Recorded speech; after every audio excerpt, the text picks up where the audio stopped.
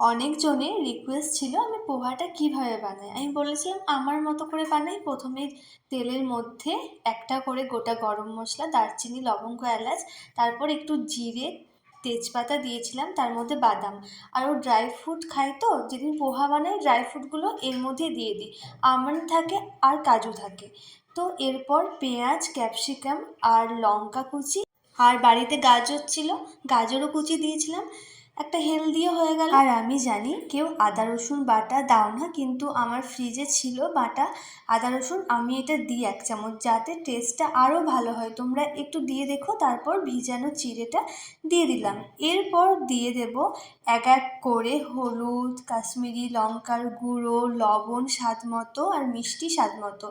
আর আমার মনে হয় পোহা অর্থাৎ চিড়ের পোলাওয়ে একটু মিষ্টি না দিলে খেতে ভালো লাগে না।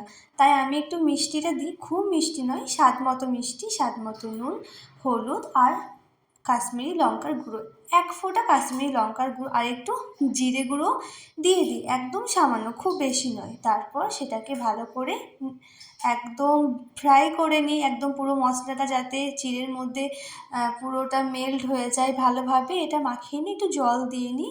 তারপর জল দিয়ে আরও 1-2 মিনিট মতো সেটাকে খুন্তি দিয়ে ভালোভাবে নাড়িয়ে নিই। মানে একদম যেভাবে তোমরা রান্না করো, আমি জানি সবাই করো, কিন্তু 2-1 জন আমাকে চেয়েছিলে যে কিভাবে আমি বানাই এই পোহাটা, আর আমার একজন বান্ধবী খুব ক্লোজ ফ্রেন্ডও চেয়েছিল। তারপর একটু ধনেপাতা ছড়িয়ে দিলাম উপর থেকে। তোমরা তার উপর একটু গরম মশলাও দিয়ে দিতে পারো, আমি দিয়ে দিই জাস্ট একটু, মানে 1/2 চামচ।